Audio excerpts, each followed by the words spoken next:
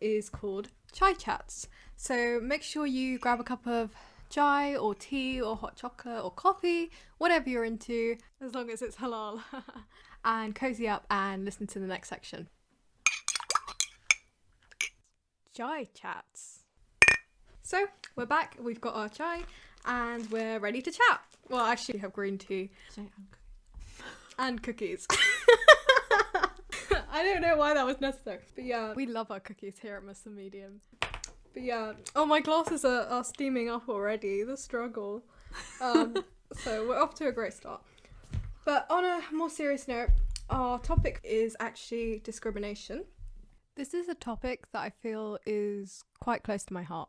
Even at my uni, I feel like there's such a lack of BME lecturers and staff in the world of academia. In fact, out of 20 lecturers, only say 2, maybe at most, were from a BME background. And we also had very few women as well, which is really strange for a subject like English, where it's predominantly female students. And also in my uni, we're quite lucky to have a large proportion of Muslims. So it's just a real shame. And I know a lot of people have said this to me, is how can you see yourself progressing in the world of academia if you can't see yourself being represented? You can't see people like you teaching you and being represented in general. So yeah, I think it's a real shame. I mean, I guess it really does vary from university to university, but generally there needs to be that representation there in order for everyone to kind of have relative and relatable role models in terms of their own career aspirations. And if they can see it's not really working in their own environment of university, it's really sad, and it's something that's quite demotivating, really. And not to mention the fact that you're going to have a very biased rendition of teaching and a really biased perspective with having a lack of diverse teachers. And I guess especially in the case of something like English, other subjects as well, you're not going to have that same diverse range of perspectives. For sure, absolutely. I mean, at my uni, I'm quite lucky in the sense that our curriculum is mainly, okay, it could be better, but I'm not gonna lie. But it is quite diverse, and I mean the cultures and the countries that we're studying in terms of literature is quite diverse and variant. So it seems like a real power dynamic to have, only white male lecturers teach us these like diverse topics. Kind of feeds into that, I don't want to say Orientalism, but it's definitely a power dynamic. And not to get me wrong, like, I love the lecturers, and a lot of them are very sweet and really open-minded and accepting and welcoming. They're awesome, but it's just a shame that we don't have different minorities being represented and given that opportunity to be lecturers and to teach our curriculum, because I feel like they would be able to give something like a slightly nuanced perspective on those topics, especially if they might have faced the same discrimination or same experiences as the people who they are teaching us about, But I can understand, like, when it comes to positive discrimination, no one wants to get a job just because they've ticked a box. Imagine like finding out, oh yeah, the only reason you got this job is because you're Muslim or I mean, it's rarely the case that happens, because in most cases people discriminate based on Muslim names or based on race and your gender, but no one wants the other way around either. No one wants to just get a job because they tick a box. Obviously you want to get a job because you're talented and you fit the criteria, but I just feel like when it comes to the choice between if there's a ethnic minority or Muslim who has the exact same expertise as the white candidate, they will always pick the white candidate. And even if it's in a subtle way, to be honest. Exactly. And it's often because, and they try to justify it by saying things like, oh, like they'll just fit in more with the workplace. When it comes to things like drinking, we just don't feel like that a Muslim candidate who obviously doesn't drink would fit in with the rest of the team. And that's such a shame, because they're missing out on such talented and dedicated, motivated people. Exactly. Exactly. Yeah, I really understand that. I get also about what you mentioned on not wanting to get a job based on positive discrimination as a result of the negative effect of discrimination. That's just a precaution and a means to kind of shift the balance towards bringing in more diverse candidates. Unfortunately, it's come to that in order to tackle that negative effect in the first place. So obviously no one wants that, but that's something I think that has become a necessary thing in this day and age in order to tackle the massive bias against Muslim and ethnic candidates. I mean, I can talk a bit about it as well from my own experiences. With my own manager in a company I worked at, I was being managed with 2 other male white colleagues, and I definitely felt that as a Muslim female in the workplace, under even a female manager, I was treated very differently. I was treated with harsher rules, and generally there was one rule for them and one rule for me, which was a lot harsher. And a lot of it, I think, is to do with the fact that despite me being very friendly and open in the workplace, as most Muslim workers are, Exactly. you face that kind of subtle bias and prejudice that kind of comes out in really undercut ways. That's something that, you know, I wish we could find more ways to deal with. And unfortunately, even HR can't really pinpoint and outright categorize this behavior, which is done in such a kind of subtle way, without much evidence to show for it, except the feelings you get, the kind of, you know, indications you get. And it's often blamed on the small other things. Like you said, people who fit in better to the work environment because they go drinking, they have other opportunities to talk to each other and get more opportunities being shared with them. But yeah, it's really awkward, and that's something that definitely needs to change in the workplace. But I don't think we can really fix this by keeping our experiences to ourselves, which is, I think, why we want to be able to hear from everyone more about things like this, so that we can maybe find ways of raising awareness of it and ensuring that people who are in charge can make those changes to make the workplace a more inclusive place for Muslims. I mean, I think especially when it comes to prayer rooms as well in the work environment, I'm glad that was something that had been covered in my last workplace. Although you also get people who have discrimination towards you even wanting to pray. So you might have set working hours and you go outside of your working hours to pray, or within your lunch break. And when I was doing that, I was making sure I definitely did all my work within, you know, my time limits, and I went and tried to include my prayers within my lunch break, which was, I think, about an hour. And depending on how much other work I had, people can often accuse Muslims going, oh, you know, you're not keeping to your timescales, simply because they notice I have to go pray maybe two times a day.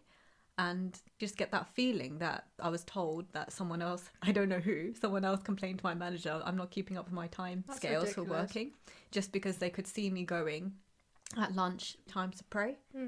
Or if it was Maghrib later on as well, but that would be after work. Yeah.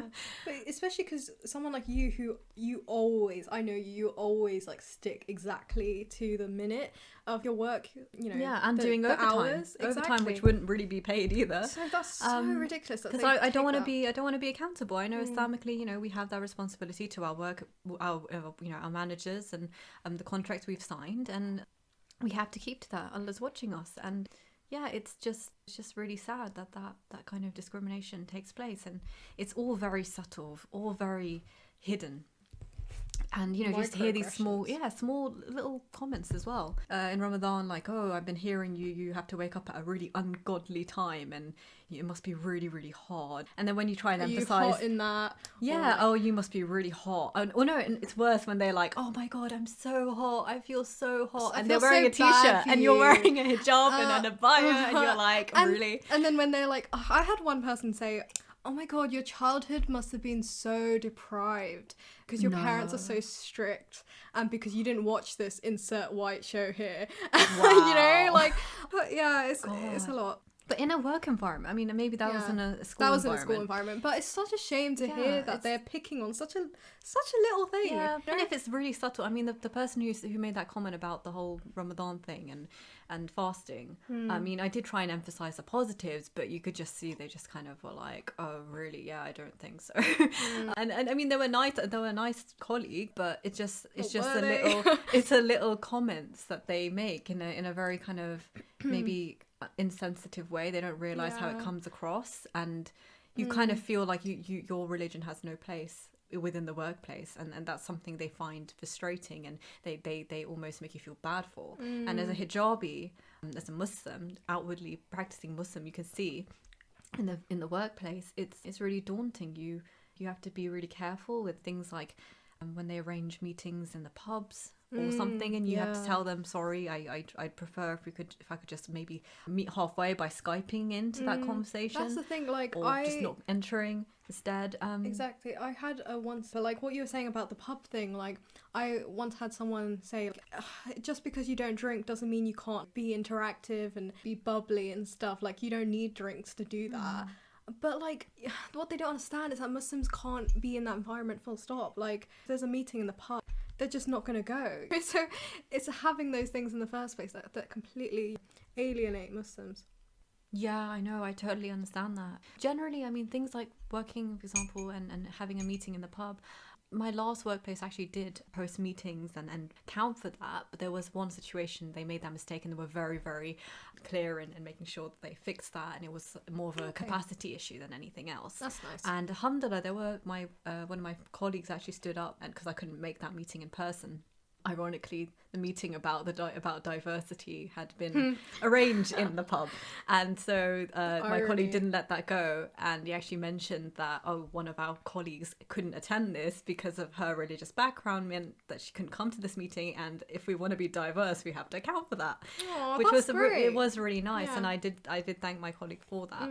But I didn't have any real resentment towards the team, because I realized that they had all come to me on private occasions explaining that, sorry, this has happened in the first place, and I was fine with it, but I did notice that this was building up from something else, that a lot of other people wanted to also use this opportunity to speak about their own issues they were facing in terms of being an ethnic minority in the workplace. So they wanted to raise that in light of their own issues too. So it just shows we've got a long way to go. Yeah, definitely, in improving the workplace, not just for Muslims but for all ethnic minorities. Yeah. And it's also just even the things that people say, how they say things, how sensitive they are, and realizing that there is a need for that inclusion. When I think the problem is that people just don't acknowledge it. They think that everything is fine, we're all accessing equal privileges in the work environment, and they are completely blind to the discrimination that's happening, and they choose to be blind to it. They choose.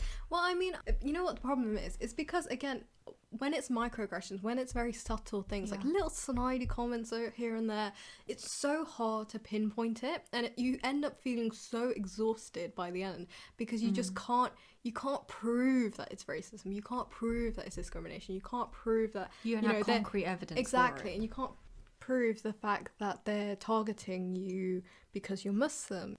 But at the same time, they do certain things that they leave you in that position where you feel like, other people aren't being treated like this, is it because I'm Muslim? So, but again, it's so hard to find concrete evidence, like you said. Definitely. There was a study that did show when CVs were sent to a employer, one was as a test, they did it under a typical white name, and then they also made an application with the exact same CV, skills, everything same, but with a Muslim name. It was the more likely chance that the white CV, the applicant, would be responded to more than the Muslim CV. It just shows that just by seeing a name, there is a positive discrimination for white candidates over ethnic minorities, and that's just disgusting. That is disgraceful. I to be honest, when I started applying to different employers, my instinct was, isn't there a way to just send in CVs without adding your name to it? Isn't there an anonymous procedure? Because surely there is a possibility that there is discrimination. You wouldn't even realise it. And I know a lot of the times, I'm glad to see now on lots of different employer websites and job descriptions, they mention they are inclusive employers and that they do try and account for those issues and ensure that they are being as inclusive and diverse as possible. But how can we really know for sure that this is actually changing? Because if it's something as subtle as a name, which you can't avoid in an application, what are we supposed to do in order to kind of tackle that? And well, I mean, that's so true. Like, why do we have to have our names? Like, why can't, like, for UCAS they just have like a number? Why do we even have to put our names on there? That's ridiculous. I also found, like, at university, I don't know if you did this, but when I had exams, we actually had to fold our name, and there was like a cover, like a sticky cover, so covering our name, so that when each examination was marked, it was marked without seeing the student's name. Oh, I don't think we even have to put our name. I think we just had a student number. No, I think for us they allowed us to write our name and our student numbers and stuff, for matching sake, in case we got something wrong. But yeah, I mean, why is there a rule there but it's not being applied in something as big as work? I have a theory. It's so that they can like search you up on like Facebook and LinkedIn and stuff. Yeah, that's true. Yeah, and also to discriminate. But I feel like a lot of people they do look you up and you don't even realize it. Yeah. So don't put anything bad on your Facebook, otherwise they'll know. Yeah. I mean, that kind of brings up another topic, and I guess it's a whole other debate, as you say. But yeah, I mean, where is that line of privacy? Where is that line of knowing where it ends and where it starts? It's hard. That's the new age internet problems. Yeah. Overall, I feel like we ethnic minorities in general, you just have to work so hard just to get like an inch of your white counterpart can get. And one thing I experienced going to like my school, where I was in the minority and it was very like white school, I just felt like all of this pressure to be this perfect token minority.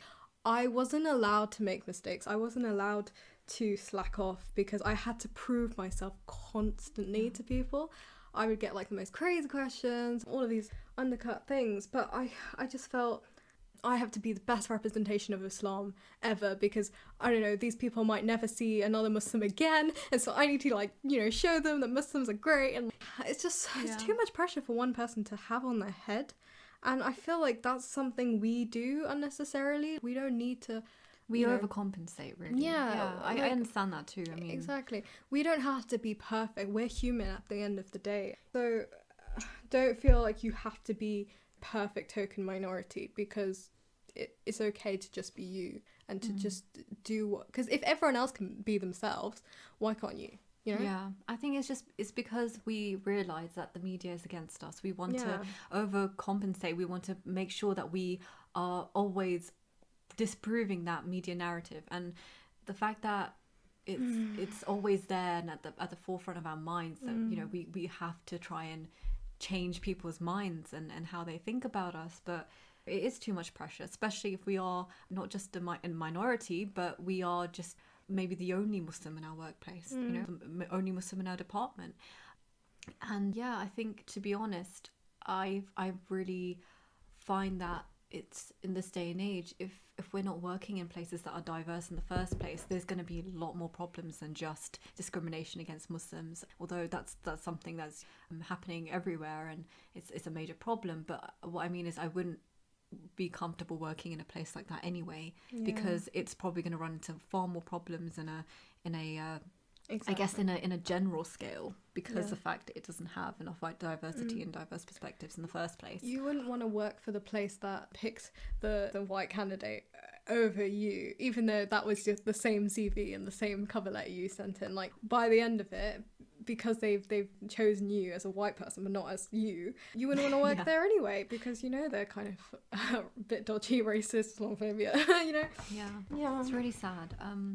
But I mean, at the same time, I'm glad that there are those disclaimers, but I just wish there was more reassurance for all candidates and feeling welcome in applying and being included in the organization. I mean, a positive thing, to be honest, was I did have another manager who did explain that, oh, you know, I know that you can't drink, but we're very happy to go out and eat instead at restaurants, and we can invite you to more of those things to kind of compensate for that, which was nice. There's so many alternatives they could take, like easily. Yeah. It doesn't have to be in a pub. It's just if they're gonna be willing to do that for you. Yeah, exactly. Yeah. I mean, especially with everything online now, it proves that it's very much possible to be having meetings over Zoom, over Microsoft Teams. And yeah, if people make it a priority, then if they prioritize it, then they can be inclusive. Yeah, so that sounds great. I think we can like wrap that up now and move on to our next section.